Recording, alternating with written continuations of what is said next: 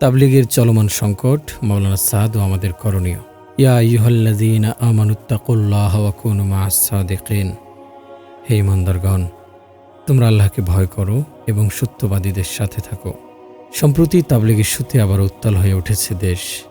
গত 17 ডিসেম্বর শেষ রাতে টঙ্গীর বিশ্ব ইজতেমা মাঠে তাবলীগের দুই গ্রুপের মধ্যে রক্তক্ষয়ী সংঘর্ষের ঘটনা ঘটে।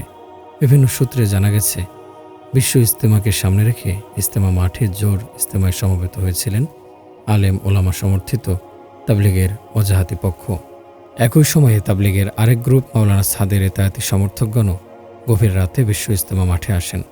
এতে করে ওই দিন রাত ৩টার দিকে উভয় গ্রুপের মধ্যে রক্তক্ষয়ী সংঘর্ষ শুরু হয়।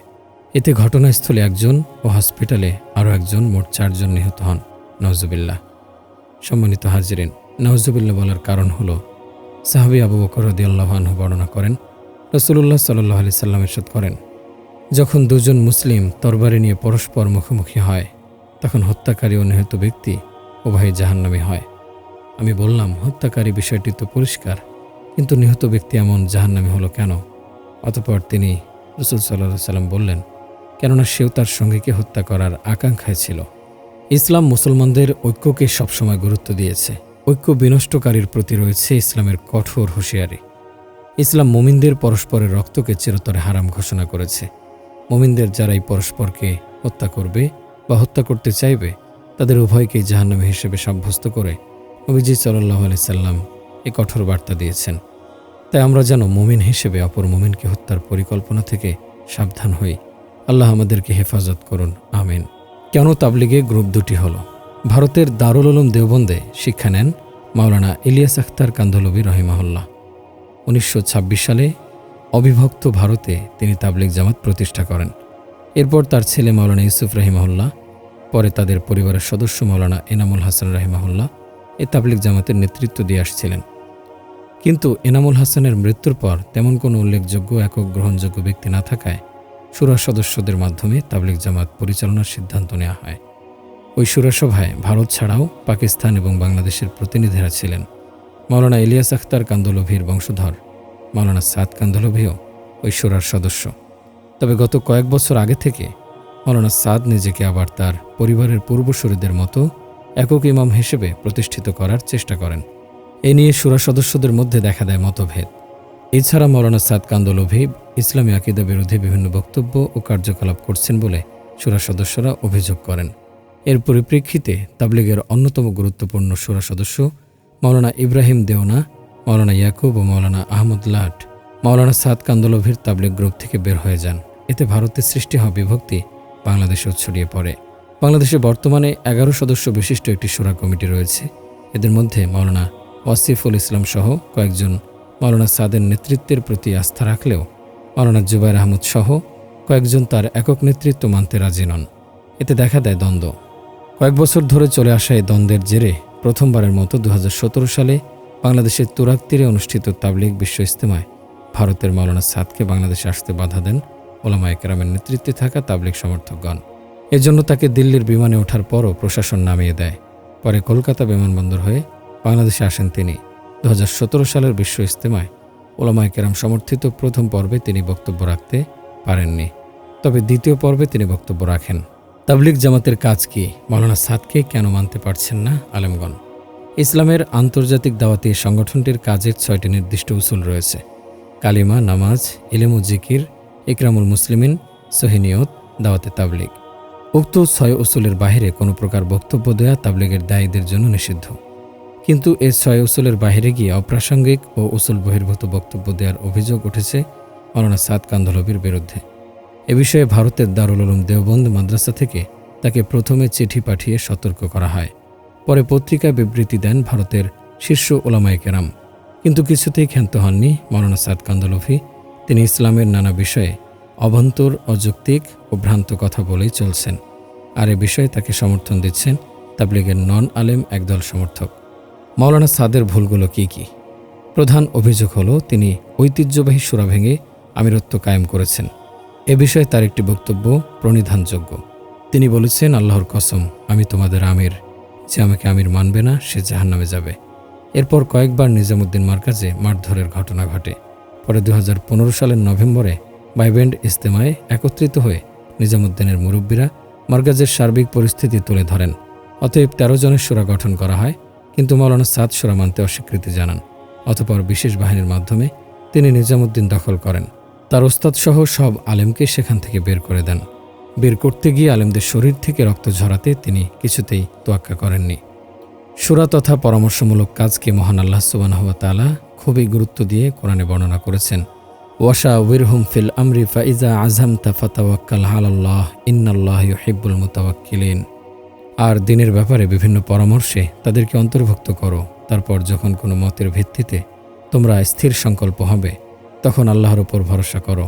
আল্লাহ তাদেরকে পছন্দ করেন যারা তার উপর ভরসা করে কাজ করে।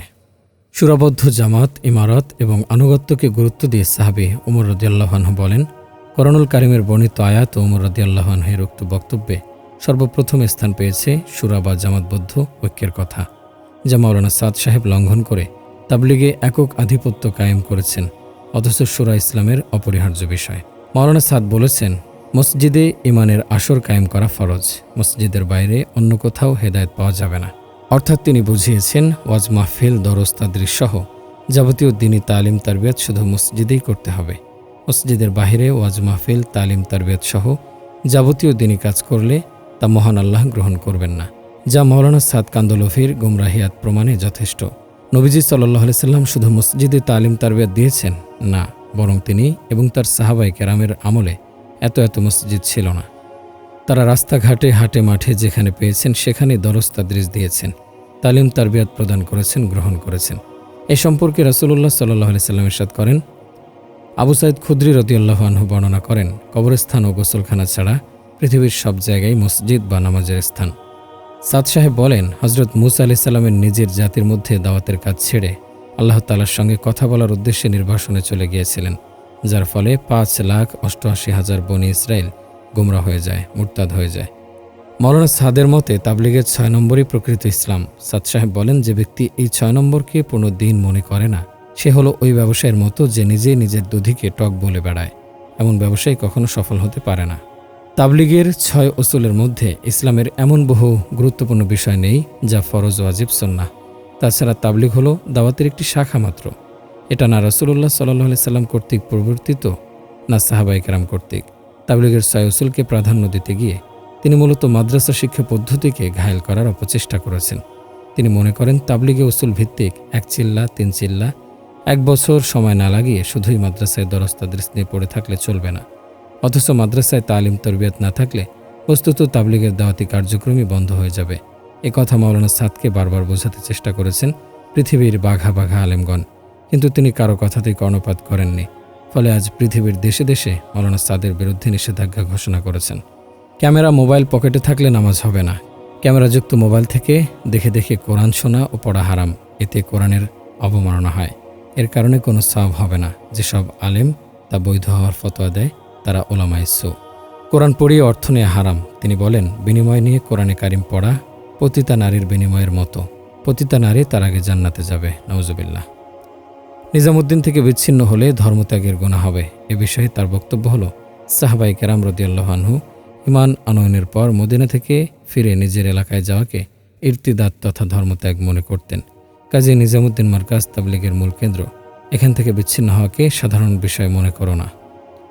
আসহাবে কাহাফের সঙ্গী জন্তুটি কুকুর ছিল না, বাঘ ছিল। তার বক্তব্য পবিত্র কোরআনের সূরা কাহাফের 18 নম্বর আয়াত বিরোধী। কোরআনে মহান আল্লাহ বলেছেন, আসহাব কাহাফকে গুহার মুখে পাহারা দিয়েছে একটি কুকুর। অথচ মাওলানা সাদ বলছেন ওই জন্তুটি ছিল একটি বাঘ। মাওলানা সাদের মতে নিজামুদ্দিন পৃথিবীর অন্যতম পবিত্র স্থান। তিনি বলেন, এই স্থানটির নিজামুদ্দিনকে সম্মান করো। সমগ্র পৃথিবীর অবস্থা হলো এমন যে মক্কা মদিনার পরে যদি এমন কোনো সম্মানিত জায়গা থাকে, যে জায়গাকে আদর্শ মনে করতে হয়, যে জায়গার অনুসরণ করতে হয়, যে জায়গাকে মহান মনে করতে হয়, তাহলে সেটি হলো এই নিজামুদ্দিন বাংলাওয়ালি মসজিদ। অথচ পৃথিবীতে তৃতীয় সম্মানিত জায়গা হলো মসজিদুল আকসা। এ সম্পর্কে রাসূলুল্লাহ সাল্লাল্লাহু আলাইহি সাল্লাম ইরশাদ করেন, আবু হুরায়রা রাদিয়াল্লাহু আনহু থেকে বর্ণিত, রাসূলুল্লাহ সাল্লাল্লাহু আলাইহি সাল্লাম বলেন, 3টি মসজিদ ছাড়া ভ্রমণ করা নিষিদ্ধ: মসজিদুল হারাম, মসজিদে রাসূল সাল্লাল্লাহু আলাইহি সাল্লাম এবং মসজিদুল আকসা। এত কিছু করেই তিনি থেমে যাননি। তিনি বদলে দেন নামাজের কাঠামো। নামাজে কাওমা রুকু থেকে উঠে দাঁড়ানো অবস্থায় ও জলসায় 2 সিজদার মাঝখানে বসা অবস্থায় এমন সব দোয়া পাঠ করা শুরু করে দেন যা হানাফি মাযহাব অনুসারে ফরজ নামাজে নয়, শুধু নফল নামাজে পড়া যাবে। এমন পরিবর্তনে তাবলীগ জামাতের সাথীরা বিস্মিত হলেও কেউ উফ বলার সাহস পাননি। একজন এ ব্যাপারে কারণ জানতে চাইলে তিনি জবাব দেন, আমি মুহাম্মাদি, আমি সুন্নাহ অনুসরণ করি। এভাবেই তিনি তাবলীগ ও নামাজের কাঠামো বদলে দেন। অথচ হাদিসের ভাষ্যমতে রুকু থেকে ওঠার পর নবীজি সাল্লাল্লাহু আলাইহি সাল্লাম যে দোয়া পাঠ করতেন তা হলো, রব্বানা ওয়ালাকাল হামদু হামদান কাসীরান তাইয়্যিবান মুবারাকান ফিহ। হে আমাদের রব, আপনারই যাবতীয় প্রশংসা, অগণিত পবিত্রতা ও বরকতময় প্রশংসা। উক্ত দোয়াটির ফজিলত সম্পর্কে বুখারীর আবু দাউদ ও মুয়াত্তা মালিক কিতাবের হাদিসে একটি ঘটনা বর্ণিত হয়েছে। রাসূল সাল্লাল্লাহু আলাইহি সাল্লাম এর পিছনে সালাত আদায়কারী এক ব্যক্তি ওই সময় বলেছিল, যখন নবীজি রুকু থেকে মাথা উঠান এবং সামি আল্লাহু লিমান হামিদা বলেন, সালাত শেষে নবীজি সাল্লাল্লাহু আলাইহি সাল্লাম জানতে চান দোয়াটি কে পাঠ করেছে। লোকটি বললেন, হে আল্লাহর রাসূল, আমি পাঠ করেছি। রাসূল সাল্লাল্লাহু আলাইহি সাল্লাম বললেন, আমি 33-এর ঊর্ধ্বে ফেরেশতাকে এ বিষয়ে প্রতিযোগিতা করতে দেখলাম যে তাদের কে কার পূর্বে তা লিপিবদ্ধ করবে। সুবহানাল্লাহ। আর 2 সিজদার মাঝখানে রাসূলুল্লাহ সাল্লাল্লাহু আলাইহি সাল্লাম যে দোয়াটি পাঠ করতেন তা হলো, আল্লাহুম্মা গফিরলি ওয়ারহামনি ওয়াজবুরনি ওয়াহদিনি ওয়ারযুকনি। হে আল্লাহ, আমাকে ক্ষমা করো, দয়া করো, আমার প্রয়োজন মেটাও, আমাকে উঁচু করো, পথ দেখাও, নিরাপত্তা দাও এবং জীবিকা দান করো। মাওলানা সাদ হাদিসে বর্ণিত এই সব দোয়ার বিপরীতে নিজ মন গড়া দোয়াসমূহ চালিয়ে দেন। এতেও তিনি উলামায়ে কেরামের পরামর্শ মানেননি। মাওলানা সাদের বিতর্কিত আরও বক্তব্য, ভোটের সময় চিহ্ন হিসাবে আঙুলে যে রং লাগানো হয় তার কারণে নামাজ হয় না, তাই ভোট না দেওয়া উচিত। বিভিন্ন আয়াতে তিনি বলেন, মুফাসসিরিন এই আয়াতের কোনো এক তাফসির করেছেন, উলামা কেন এ তাফসির করে থাকেন, কিন্তু আমি এই তাফসির করে থাকি, এটা শোনো, এটাই সঠিক তাফসির। ক্যামেরাওয়ালা মোবাইল রাখা হারাম এবং পকেটে ক্যামেরাওয়ালা মোবাইল রেখে নামাজ হয় না। যে আলেমগণ ক্যামেরাওয়ালা মোবাইল রাখাকে জায়েজ বলেন তারা উলামায়ে সু। বারবার কসম খেয়ে তিনি বলেন তারা হলো উলামায়ে সু। এমন আলেমরা হলো গাধা গাধা গাধা। মোবাইলে কোরআন শরীফ পড়া এবং শোনা প্রস্রাবের পাত্র থেকে দুধ পান করার মতো। মাদ্রাসা মসজিদের বেতন বেশ্যার উপার্জনের চেয়ে খারাপ। কোরআন শরীফ শিখিয়ে বেতন গ্রহণ করেন তাদের বেতন বেশ্যার উপার্জনের চেয়েও খারাপ। যে ইমাম এবং শিক্ষক বেতন গ্রহণ করেন বেশ্যারা তাদের আগে জান্নাতে যাবে। কাউমি মাদ্রাসা বন্ধ করার অপচেষ্টা। মাদ্রাসাগুলোতে জাকাত না দেয়া হোক, মাদ্রাসায় জাকাত দিলে জাকাত আদায় হবে না। রাসূলুল্লাহ সাল্লাল্লাহু আলাইহি সাল্লামের পর কেবল 3 জন লোকের বায়াত পূর্ণতা পেয়েছে, আর বাকি সবার বায়াত অপূর্ণ। সেই 3 জন হলেন শাহ ইসমাইল শহীদ, মাওলানা মোহাম্মদ ইলিয়াস এবং মাওলানা মোহাম্মদ ইউসুফ। মাওলানা সাদ সাহেব আজমগড়ের ইজতেমায় এবং অন্যান্য ইজতেমায় একাধিকবার সুন্নাতকে 3 প্রকার বলে বর্ণনা করেছেন: ইবাদতের সুন্নাত, দাওয়াতের সুন্নাত এবং আচার অভ্যাসের সুন্নাত। দাওয়াতের পথ হলো নবীর পথ, তাসাউফের পথ নবীর পথ না। আজান হলো তাশকিল, প্ল্যান পরিকল্পনা। নামাজ হলো তারগিব, পরিকল্পনা বাস্তবায়নে উদ্বুদ্ধকরণ। আর নামাজের পর আল্লাহর রাস্তায় বের হওয়া হলো তারতিব, পরিকল্পনার মূল বাস্তবায়ন। রাসূলুল্লাহ সাল্লাল্লাহু আলাইহি সাল্লাম দাওয়াতে ইলাল্লাহর বাস্তবায়নের লক্ষ্যে ঈশার নামাজকে পর্যন্ত বিলম্ব করে পড়েছেন, অর্থাৎ নামাজের চেয়ে দাওয়াতের গুরুত্ব বেশি। হযরত ইউসুফ আলাইহিস সালাম তোমার প্রভুর কাছে আমার কথা বলে গায়রুল্লাহর দিকে দৃষ্টি দেওয়ার কারণে তাকে অতিরিক্ত 7 বছর জেলখানায় থাকতে হয়েছে। হযরত জাকারিয়া আলাইহিস সালাম আল্লাহকে ছেড়ে গাছের কাছে আশ্রয় চাইলেন, ফলে শাস্তি ভোগ করতে হলো। মুজিজার সম্পর্ক কেবল দাওয়াতের সঙ্গে, নবুয়তের সঙ্গে এর সম্পর্ক নেই। হযরত মুসা আলাইহিস সালাম থেকে বড় এক ভুল হয়ে গেছে এবং তিনি এক অপরাধ করে ফেলেছেন। জামাত এবং কওমকে ছেড়ে তিনি আল্লাহর সান্নিধ্য লাভের জন্য নির্জনতা অবলম্বন করেছেন। হযরত মুসা আলাইহিস সালাম কর্তৃক হযরত হারুন আলাইহিস সালামকে নিজের স্থলাভিষিক্ত বানানো অনুচিত কাজ হয়েছে। হেদায়েতের সম্পর্ক যদি আল্লাহর হাতে হতো তাহলে তিনি নবী পাঠাতেন না। তাবলীগ আমিরের মন গড়া কর্মকাণ্ডের বিরুদ্ধে দারুল উলুম দেওবন্দের ফতোয়া। বাংলাদেশের সর্বাধিক গ্রহণযোগ্য তথ্যবহুল ইসলামিক ম্যাগাজিন মাসিক আল কাউসারে 2023 সালের আগস্ট সংখ্যায় মাওলানা সাদ সম্পর্কে ভারতের দারুল উলুম দেওবন্দ মাদ্রাসার ফতোয়া বিভাগের প্রকাশিত একটি ফতোয়া তুলে ধরা হলো। দারুল উলুম দেওবন্দের উক্ত ফতোয়া নম্বর 11360। দারুল উলুম দেওবন্দের ফতোয়া বিভাগে মাওলানা সাদের উল্লেখিত বিতর্কিত বয়ানসমূহ পাঠানো হলে উক্ত ফতোয়ার রায় তারা লিখেছে, আলোচ্য ব্যক্তির যেসব বয়ান পাঠানো হয়েছে সেগুলো শরীয়তের দৃষ্টিতে সঠিক নয়। এ সমস্ত বয়ানের অধিকাংশ কথা শরীয় নাসের মনগড়া ব্যাখ্যা এবং কোরআন হাদিস ও সিরাতে সাহাবার ভুল বা মারজুহ ব্যাখ্যা। এ ধরনের বয়ান সামনে চালানো এবং যে কোনো মাধ্যমে এগুলোর প্রচার প্রসার ঘটানো জায়েজ নয়। বয়ানদাতার উপর এ জাতীয় বক্তব্য সম্পূর্ণরূপে পরিহার করা জরুরি। বয়ান বক্তৃতায় সালাফে সালেহিন এবং আমাদের আকাবিরদের ব্যাখ্যা অনুসরণ করা তার একান্ত কর্তব্য। এ থেকে সামান্যতম বিচ্যুত হয়ে বিবাদ বিশৃঙ্খলার কারণ হওয়া থেকে বিরত থাকা আবশ্যক। এটাই নিরাপদ রাস্তা, এতেই সবার মঙ্গল। মাওলানা সাদকে কেন বয়কট করতে হবে? কোরআন ও হাদিসের সুস্পষ্ট বর্ণনার মতে কোনো ব্যক্তি ইসলামী শরিয়ার দলিল নন, বরং কোনো ব্যক্তিকে অনুসরণ করা যাবে যতক্ষণ তিনি কোরআন সুন্নাহর উপর অটল অবিচল থাকবেন। কিন্তু মাওলানা সাদের ভ্রান্ত বক্তব্য সম্পর্কে ভারতীয় উপমহাদেশ সহ পৃথিবীর প্রায় সব আলেম একমত। তারা তাকে শুধরাতে বললেও তিনি তাতে গুরুত্ব দেননি, উপরন্তু তার ভক্ত অনুসারীগণ চরম ঔদ্ধত্যতা দেখাচ্ছেন। হক্কানি ওলামায়ে কেরামের সাথে এমত অবস্থায় আমাদেরকে একটি ঘটনা থেকে শিক্ষা নিতে হবে। নবীজি সাল্লাল্লাহু আলাইহি সাল্লামের ইন্তেকালের পর চারদিকে মুনাফিক গোষ্ঠী যখন গোটা আরবে বিশৃঙ্খলা সৃষ্টি করল, এ সুযোগে মুসাইলামা কাজ্জাব নামে এক ব্যক্তি নিজেকে নবী দাবি করে বসল। এ মুসাইলামা ছিলেন তার যুগে অন্যতম শ্রেষ্ঠ আলেমদের একজন। যখন সাইয়েদুনা আবু বকর সিদ্দিক রাদিয়াল্লাহু আনহু ভণ্ডনবী মুসাইলামা কাজ্জাবের বিরুদ্ধে জিহাদ ঘোষণা করেন, তখন 40,000 মুসলমান ইসলাম ছেড়ে মুসাইলামার পক্ষে চলে গেল। তারা বলল, মুসাইলামার মতো আলেমকে আমরা বিশ্বাস না করে পারি না।